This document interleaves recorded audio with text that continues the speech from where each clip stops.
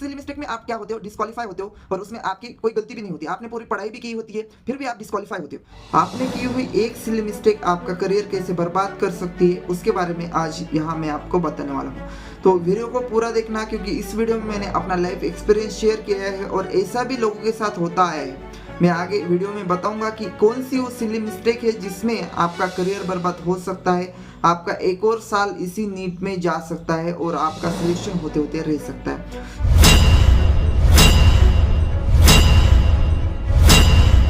तो hello everyone, welcome to my YouTube channel, myself Yuvraj कहानी। I am third year MBBS student. तो मेरा एक दोस्त था जो बहुत ही स्टडीज था, क्लेवर था और उसके एग्जाम में मार्क्स भी अच्छे थे।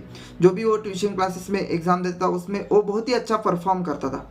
लेकिन जब वो एग्जाम एक्चुअल नीट का एग्जाम था, मई में वहाँ एग्जाम देने गया और एग्जाम सेंटर से बाहर आया, तब उसको कॉन्फिडेंस था कि उसको 600 प्लस मार्क्स आएंगे। लेकिन जब रिजल्ट आया तब पता चला कि उसके बहुत से क्वेश्चंस गलत हुए। अब ऐसा क्यों हुआ? उसने तो पेपर पूरा अच्छा सॉल्व किया था, उसको पता था कि इस क्वेश्चन का आंसर यही है और पूरा उसके क्वेश्चन सही थे, फिर भी उसको मार्क्स नहीं मिले क्योंकि उसने एक गलती कर दी थी और वो था उसने पेपर में जब OMR वो भर रहा था वहाँ उसने सीक्वेंस गलत कर दिया। अब उसकी एक गलती से उसके मार्क्स 600 से डायरेक्ट 450 हो गए और उसका सिलेक्शन होने से रहा। ठीक है, तो आपको ये गलती अवॉइड करनी है। ये सभी सिली मिस्टेक के बारे में मैं आपको यहाँ बताने वाला हूँ और उसको कैसे अवॉइड करना है वो भी मैं यहाँ आपको बताने वाला हूँ। तो अब आपको OMR सीट कैसे फिल करनी है, OMR सीट फिल करने की प्रॉपर स्ट्रैटेजी क्या होती है उसके बारे में आपको बताऊंगा। तो देखो, जब आपके पास OMR सीट आता है तो सबसे पहले आपको स्टार्ट करना है इजीएस्ट सब्जेक्ट से। तो बेसिकली सबके लिए इजीएस्ट सब्जेक्ट होता है बायोलॉजी, तो आपको बायोलॉजी से स्टार्ट करना है। देखो, अपन हार्ड सब्जेक्ट से स्टार्ट क्यों नहीं करते, क्योंकि पहले अगर आपने हार्ड सब्जेक्ट उठा लिया और उसमें आपको ऐसा कुछ लगा कि पेपर बहुत ही डिफिकल्ट आया है, पेपर का लेवल बहुत ही हाई है, तो आपका पूरा वहाँ मेंटेलिटी चेंज हो जाता है। आप पूरा नर्वस हो जाओगे, आपको ऐसा फील होगा कि अब मुझे कुछ भी नहीं आता है, अब मुझसे नहीं होगा और वहाँ आपकी होप चली जाएगी। तो बेस्ट ये है कि आप इजीएस्ट सब्जेक्ट से स्टार्ट करो, बायोलॉजी से स्टार्ट करो। ठीक है, बायोलॉजी में जितने भी क्वेश्चन है वो बहुत ही आसान होते हैं। उसमें कुछ ही 10 क्वेश्चन होंगे जो आपको थोड़ा सा उसमें थिंकिंग करना पड़ेगा, थोड़ा दिमाग पे जोर देना पड़ेगा, नहीं तो बाकी सभी क्वेश्चन आपके फिंगर टिप्स पे होते। तो इसीलिए आपको बायोलॉजी से स्टार्ट करना है। अब जब भी आप OMR सीट फिल कर रहे हो तो आपको बहुत सारे लोग ऐसे सजेशन देंगे कि पहले टिक करो, फिर पूरा टिक होने के बाद फिर क्या करो, बबल फिल करो। ऐसा बिल्कुल नहीं करना है। मेरे फ्रेंड ने भी ऐसा ही किया था और उसी में वो फंस गया था। ठीक है, तो ऐसा नहीं करना है, पहले टिक करके फिर बबल फिल नहीं करना है। आपको क्या करना है, जब आपने वो क्वेश्चन पढ़ा, उसका आंसर आपको लगता है कि 1 का आंसर 4 है, तो तभी आपको क्या करना है, वो बबल भी फिल करना है। इसमें आपका टाइम कम कंज्यूम होगा। बहुत सारे को लगता है कि क्वेश्चन पढ़ने के बाद बबल फिल करने में ज़्यादा टाइम लगता है और फिर क्या करेंगे, टिक करके फिर से डायरेक्ट सभी बबल फिल करते जाएंगे। नहीं, इसमें मिस्टेक ज़्यादा होता है और टाइम भी ज़्यादा कंज्यूम होता है। ठीक है, आप अभी से एक बात मेरी याद रखना है कि आपको क्वेश्चन पढ़ने के बाद जस्ट उसके बाद ही आपको बबल फिल करना है।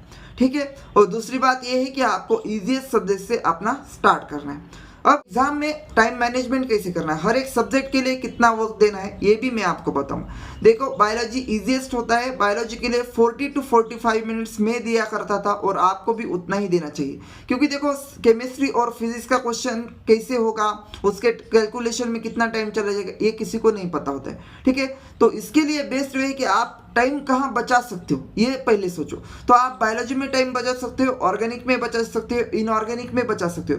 तो यही हर जगह पे आपको क्या करना है, अपना टाइम सेव करना है। तो बायोलॉजी के लिए एक्चुअली अपने को कितने मिलते हैं, 90 to 100 मिनट्स मिलते हैं। तो 90 to 100 मिनट्स में आपको क्या करना है, वहाँ टाइम बचा के आपका बायोलॉजी का क्वेश्चन पेपर 40 to 45 मिनट्स में सॉल्व होना चाहिए।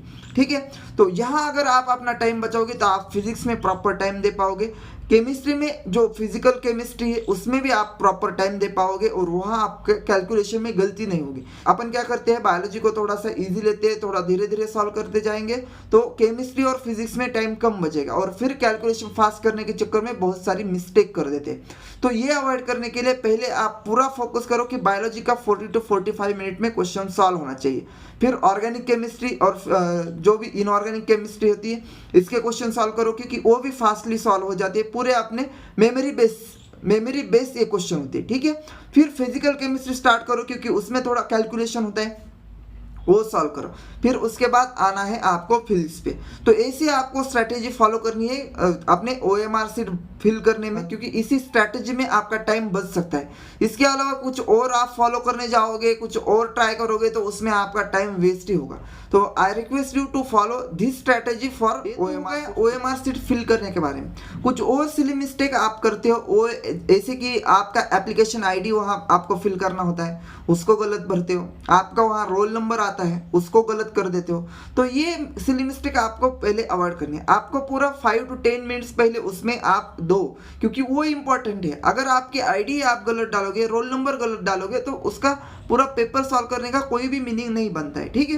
किसी का क्या होता है कि साइन करना भूल जाते हैं, तो ये पहले करो, क्योंकि इस सिली मिस्टेक में आप क्या होते हो, डिस्क्वालीफाई होते हो, और उसमें आपकी कोई गलती भी नहीं होती, आपने पूरी पढ़ाई भी की होती है, फिर भी आप डिस्क्वालीफाई होते हो। तो ये सिली मिस्टेक आपको अवॉइड करनी है। तो क्या क्या आपको अवॉइड करना है, एक तो OMR शीट पहले स्टार्टिंग से फिल करना है, आपको टिक करके नहीं जाना है। फिर सेकंड में आपको एप्लीकेशन ID, फिर अपना जो भी रोल नंबर होता है उसको प्रॉपरली फिल करना है, ठीक है।